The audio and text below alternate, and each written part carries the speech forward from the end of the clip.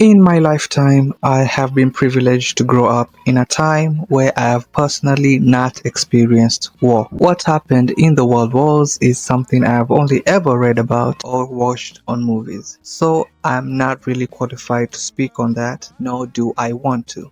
Anyway, I appreciate both live action and animation, but if you give me a choice, I'm probably going with animation every time. I just love it, okay? I'm obsessed with it. Half of the videos that I've made are animation based. So I've watched plenty of animated movies and shows from all over in pretty much every way you can imagine. But not many have managed to touch me personally to the point where they actually change the way I look at life. And one of those few is Grave of the Fireflies.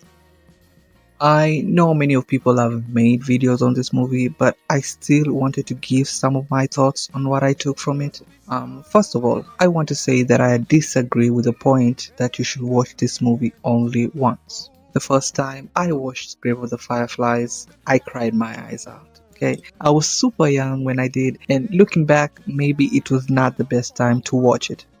This was actually my second anime movie ever after Sword of the Stranger, and funnily enough, my first anime ever was Legend of the Zorro, but that's a story for another day.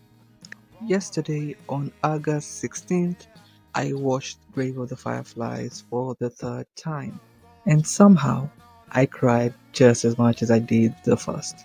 Now, not to rehash some things that have already been said about the motives and what this movie represents. There is one argument about this movie that my friend and I have discussed quite a bit. Should Seita have stayed? Yeah, even though his aunt was becoming increasingly passive aggressive and sometimes cruel, her house did provide things that Seita and Setsuko needed. And once they do leave, things deteriorate quickly. Yeah, the shelter is romanticized by Setsuko and Seita as their own little home, but it does not actually provide them with what they need. There was no reliable food, no medical care, no adult supervision or protection. So, from a practical perspective, yeah, living was disastrous. But after a while, I realized the more interesting question was, why did Seta feel like living was his best option?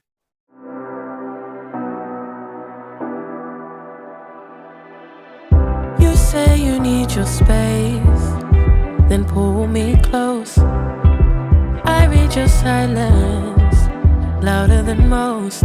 One day you're warm, the next day you're cold. Got me second guessing what I already know. I give you love, but you ration Animation is usually treated as something for children, and because of that, subjects like child abuse, neglect, war, and death are often restricted, softened, or heavily censored when they appear in children's media. When you think about the subject matter of relatives mistreating children, you probably think of characters like Harry Potter's relatives, or the evil stepmother trope with characters like Lady Tremaine and the Evil Queen. They are villains, obviously bad people.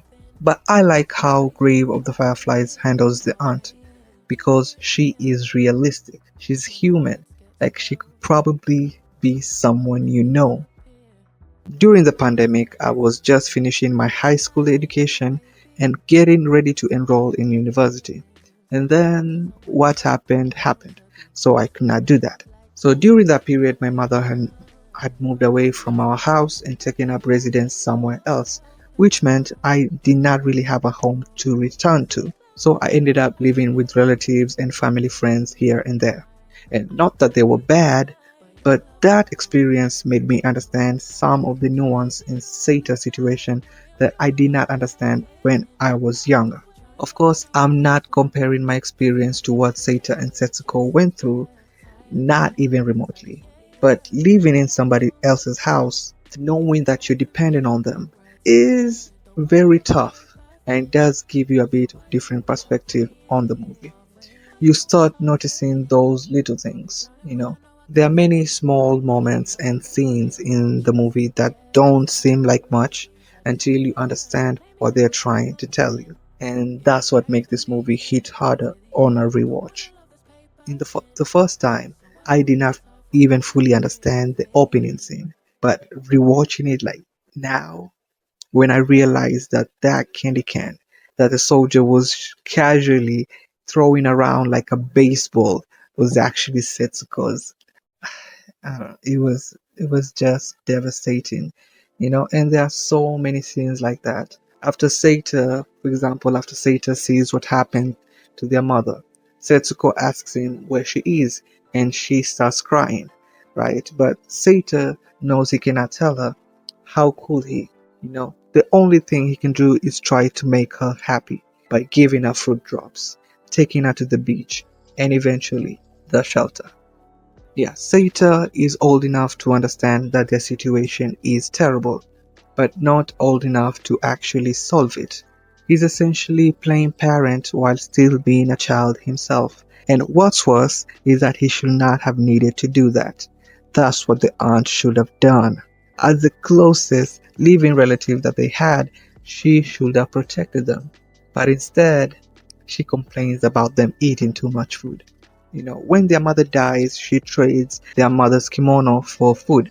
And I understand that. But yet, she packs her daughter and husband better food while giving Seita and Setsuko rice porridge. Her justification is that her daughter is busy working while Seita and Setsuko are basically goofing off. But Seita's school burned down. We've already seen Seita working hard to bring food to the house. Seita was a child. How is he supposed to do anything more? Like those plums that he brought from their house, he probably only had that one bite, and the aunt tells them that they're gone. Then after Setsuko complains, she tells them that they should eat separate. Then later complains when they do. I think it's interesting when her daughter is asking her if she's being harsh on them again. Like, she probably also sees it. Instead, the aunt is just more concerned about an apology instead of being the grown up. Some would say Seita was prideful.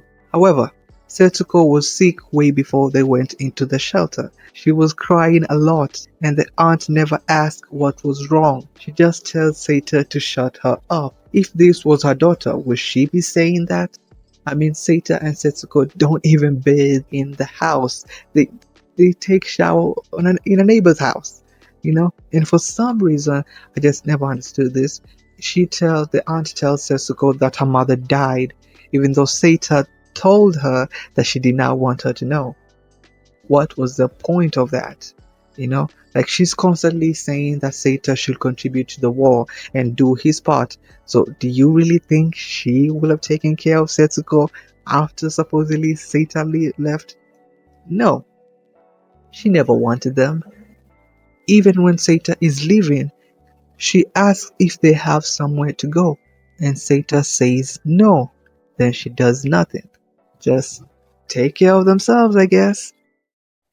As old as I am today, my mother will never let me leave the house for any reason. I mean, she calls me like 100 times when I'm late for like 2 minutes. And for that matter, neither would my aunt or uncles. So was Seita stupid for leaving? I don't know. Seita was a child trying to make an adult decision during a situation where there were no good choices. He wanted to protect his sister, to give her somewhere happy, somewhere she could be happy. And let's say that they stayed. Oh, later on, he apologized like the farmer suggested. What then? Food was still being rationed. Their mother already dead. Their father and other relatives unreachable. Will staying have guaranteed their survival? Do you think the aunt will have rewarded them with more food after this? I don't think so. When the farmer asks them to apologize to the aunt, I always wondered, how did he know that? Was he guessing? Did the aunt tell people that Seita disrespected her? Like back in that earlier scene? I don't know. Like, this movie constantly shows you how unsustainable this life is, And I get it. These were hard times during the war. But the interactions that Seita has with these grown-ups is just bleak. Like, any adult that Seita came across with could have saved his life. Like that farmer could have spared a snack or two for children who was clearly starving. When Seita is beaten half to death, this police officer does nothing to help her sister. He just offers him a glass of water. The doctor tells Seita to find nourishment for Setsuko, but how is he going to do that? When Seita has to cremate his sister, he does it alone. This grown man tells him how to undress the body and the trick to a good fire to a child who has lost his sister. Then afterwards says, "Oh, look at this beautiful weather." Like, what? The problem was never leaving or staying. It was something that we all know too well. Human nature. MJ knew it, the movie knows it, and we all know it. It's human nature that led to this war. And in most cases, the people who are affected by it are the innocent who had nothing to do with the war in the first place. The children. This first scene shows us human nature at its most cruel. When Seita has no strength left to move, people are passing him by. Some are jumping over him. Some are gossiping about him. Some try to offer some modicum of help, probably telling themselves that was enough, that they tried. But it does not help, does it? Not the indifference that they show towards a room full of dead children. Setsuko dies with her brother by her side, who has done everything he could, stealing food, taking her to the doctor. When Setsuko cries for her brother to stay with her, the only person left alive who loves her, cares for her, and you want to blame him for her death? Really? Don't get me wrong, I'm not saying everyone is evil or monsters. That would be too stupid and simple-minded, because that's what makes this movie a tragedy, doesn't it? Isn't it? Everyone is trying their best to survive. They are scared, hungry, and sometimes selfish when they need to be. I'm sure in whatever part of the world that you are, you've met a beggar by the road. Maybe you pass them cautiously. Maybe toss them a few coins for good measure. Donate some clothes, you know. But not many people will go further than that, because it is human nature to care about ourselves and our own first. In my country, we say mothers are our second gods because a mother's love is eternal, unconditional. No matter what you do, mothers are there to protect us, love us. Even when the world may forsake us, mothers will not. But Seita and Setsuko lost their mother, and they did not just lose a parent, they lost unconditional love. Yes, Seita was wrong for thinking he could survive on his own, and I understand the author's intentions and thoughts. But watching this movie, rewatching this movie, I can't really put all the blame on Seita alone, and that's the tragedy.